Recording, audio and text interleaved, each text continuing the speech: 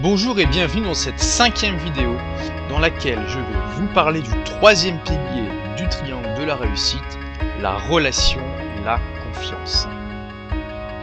Alors, d'après vous, pourquoi les personnes lisent votre blog plutôt qu'un journal ou un magazine sur le même sujet? Alors, pour la qualité de votre contenu, certes, mais pas seulement. La plupart des lecteurs de blogs recherchent quelque chose de différent que l'écriture formatée et impersonnelle que l'on retrouve dans l'écrasante majorité des journaux. Ils veulent de la franchise, de l'honnêteté, du style et globalement une relation humaine entre le blogueur et eux-mêmes. Et notamment, le lecteur de votre blog veut savoir qui vous êtes et pourquoi vous faites cela. Et veut surtout voir votre personnalité transparaître dans vos articles. Votre lecteur veut de la couleur, des émotions, de la prise de position et, encore une fois, du style. Et surtout pas la prose neutre et prosaïque que l'on retrouve dans tous les journaux et qui est ennuyeuse à en pleurer. Donc votre lecteur de blog, quand il lit un de vos articles, il veut savoir, il veut voir tout de suite que c'est vous qui l'avez écrit. Il veut retrouver votre style, votre ton, votre intonation. Il veut avoir l'impression que vous vous adressez à lui. Il veut voir l'humain transparaître, le blogueur, l'écrivain peut-être, quelqu'un qui prend position, qui essaie de convaincre, de défendre ses positions, qui lui apporte de la valeur. Il veut, voilà, de la couleur, de la vie, et non pas quelqu'un de neutre qui essaie justement de faire en sorte que son style ne colore pas le contenu de ce qu'il écrit, comme ça se fait beaucoup dans les journaux. Il faut que votre contenu soit coloré par votre personnalité dans un blog. Et pour cela, eh bien, il y a une méthode. C'est d'imaginer que vous êtes un écrivain qui tient en haleine ses lecteurs avec le roman, non pas de sa vie, mais de ses réflexions et des résultats qu'il a en relation avec le sujet de son blog. Imaginez-vous comme un écrivain qui tient en haleine vos lecteurs avec vos articles, vos vidéos, vos podcasts. Et il importe, si vous voulez avoir un blog à succès, de créer une relation avec vos lecteurs et de leur inspirer confiance. C'est primordial. Et comment faire? Eh bien, c'est très simple. Et en fait, des 3 piliers du triangle de la réussite, le pilier de la relation et de la confiance est le plus simple à mettre en place. Donc, pour créer une relation avec vos lecteurs et leur inspirer confiance, voici ce que vous devez faire. Vous devez éviter de vous planquer derrière un pseudonyme. Mettez votre prénom et votre nom. Vos lecteurs veulent savoir à qui ils ont affaire. Mettez une photo de vous en train de sourire sur votre page d'accueil et sur votre page à propos. Et, si possible, sur toutes les pages de votre blog. Pourquoi? Parce que vos lecteurs veulent avoir affaire à un être humain, pas à un écran. Et rien n'humanise plus un blog qu'une photo de son créateur. Immédiatement, vous mettez un visage, une personnalité sur un blog, alors que sans une photo, eh bien, tout ce que vous voyez, c'est du texte et des éléments graphiques. C'est très impersonnel. Le simple fait de mettre une photo, ce qui est très simple à faire, tout de suite, ça donne une toute autre dimension à votre blog. Un autre conseil, c'est d'écrivez une page à propos qui décrit qui vous êtes, qui récapitule brièvement votre vie et pourquoi vous avez créé ce blog. Vos lecteurs veulent savoir qui vous êtes et quelles sont les raisons qui vous ont poussé à créer ce blog merveilleux sur lequel ils passent tant de temps. Un conseil extrêmement important. Dans vos articles, dans vos chroniques, écrivez à propos de vos faiblesses et de vos échecs. Dévoilez-vous un peu. Cela montrera que vous êtes un véritable humain fait de chair et d'os. Surtout, évitez de vouloir apparaître comme trop parfait. La plupart de vos lecteurs s'en méfieront parce que tout le monde sait que la perfection n'existe pas. Donc, n'hésitez pas à parler de vos faiblesses et de vos échecs. en relation avec le sujet de votre blog, et par exemple vous pourriez dire voilà comment j'ai surmonté ces échecs-là. N'hésitez pas à dire que vous êtes parti de loin et qu'au début c'était pas gagné, si c'est vrai, parce qu'il y a absolument aucune honte à ça, et beaucoup de lecteurs vont se sentir plus proches de vous parce que vous allez leur dévoiler une facette humaine de votre personnalité. Tout le monde a fait des erreurs, tout le monde a été pas très bon à un moment ou à un autre, tout le monde a des faiblesses et a eu des échecs. Donc le fait d'en parler, et aussi de dire comment vous avez fait pour dépasser ça, non seulement ça va créer une relation avec vos lecteurs, et en plus, ça va sans doute leur apporter du contenu intéressant, des pistes pour que eux-mêmes puissent dépasser ces problèmes-là si ils les vivent actuellement. Alors, quelque chose de très puissant pour créer de la relation avec vos lecteurs, c'est d'utiliser l'humour. Alors, clairement, ce n'est pas mon point fort, mais définitivement, l'humour permet vraiment de créer une relation avec ses lecteurs, très humaine. Si vous arrivez à ce que vos lecteurs rient quand ils lisent vos articles, qu'ils regardent vos vidéos, qu'ils écoutent vos podcasts, ils sont pas du tout dans le même rapport que s'ils s'ennuient à mourir quand ils lisent vos textes, ou même si vos textes sont intéressants mais trop sérieux. D'accord ?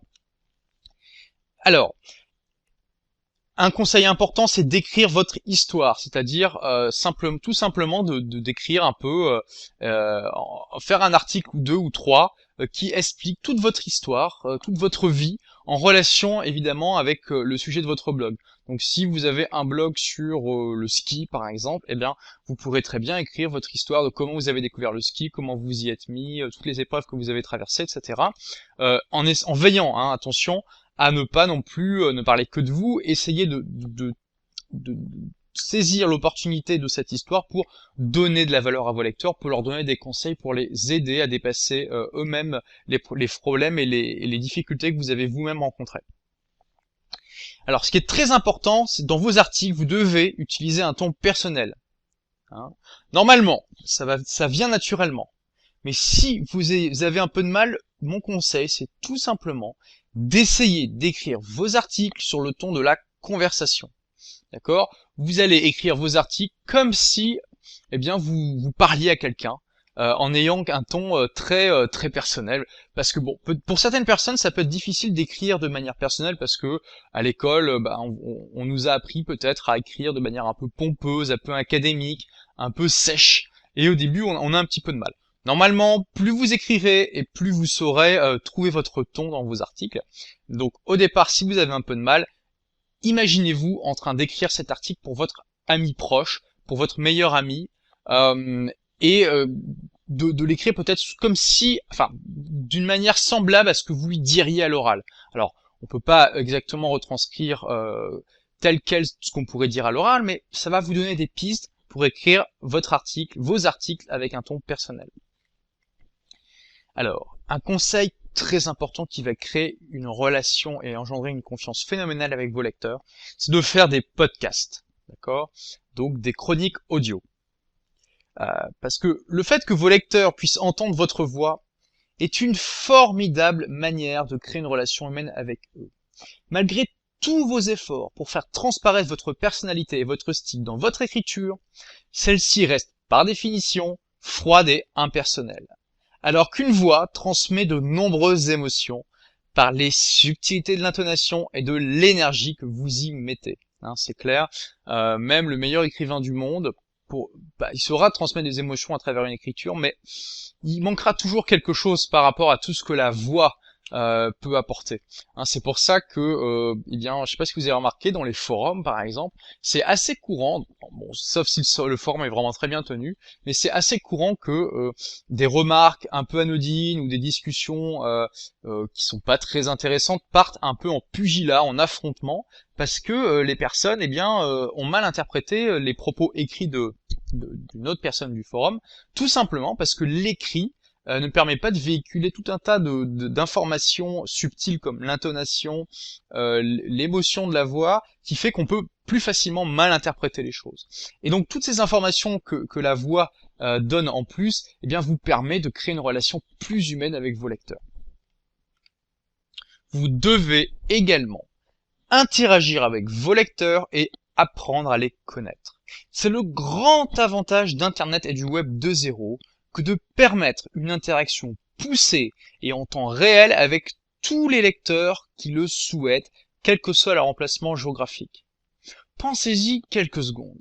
Jamais dans l'histoire de l'humanité, il n'a été possible pour des auteurs, pour des écrivains, pour des personnes qui publient, d'engager des conversations de manière aussi facile, aussi directe avec des personnes de tout horizon, dans tous les emplacements géographiques possibles, et c'est ce que permettent les blogs avec les commentaires. Donc n'hésitez pas à encourager vos lecteurs à poster des commentaires en dessous des articles, en dessous de ces vidéos, comme je le fais systématiquement. N'hésitez pas à répondre à leurs questions, à leur poser des questions dans vos commentaires, à créer un dialogue avec eux et aussi à encourager vos lecteurs à dialoguer entre eux.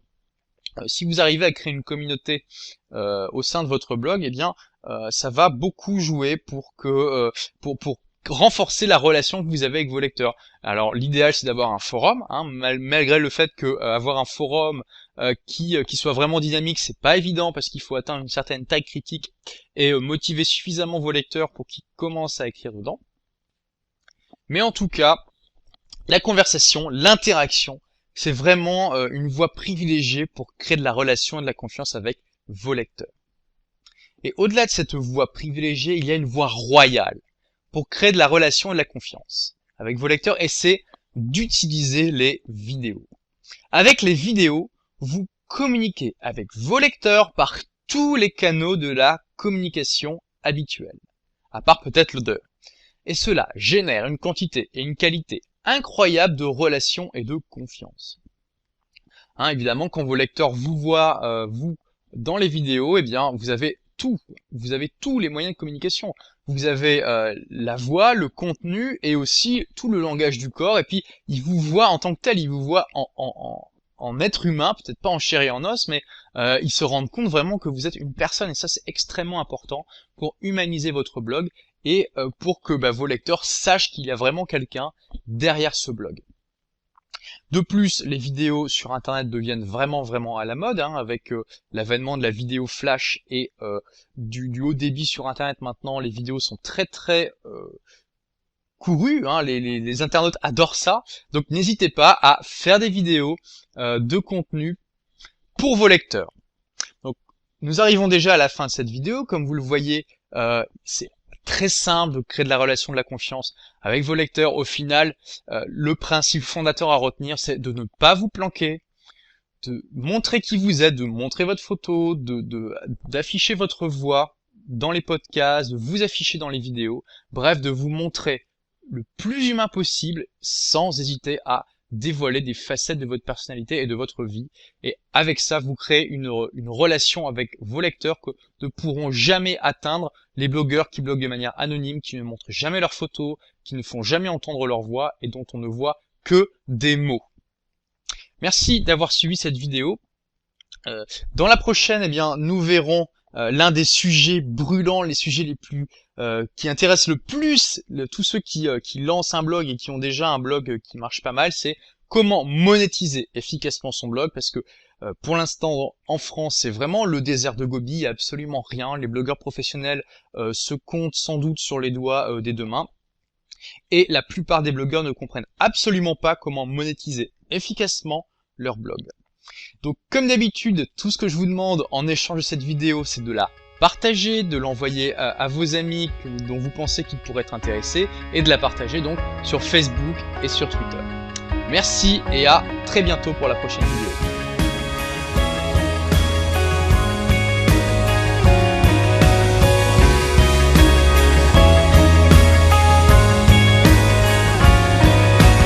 Let's close our eyes with blame. We're feeling a chance. Bow our heads cause we don't know to escape from the pain. So praise the sunrise. The more we try to run, the more we feel alone.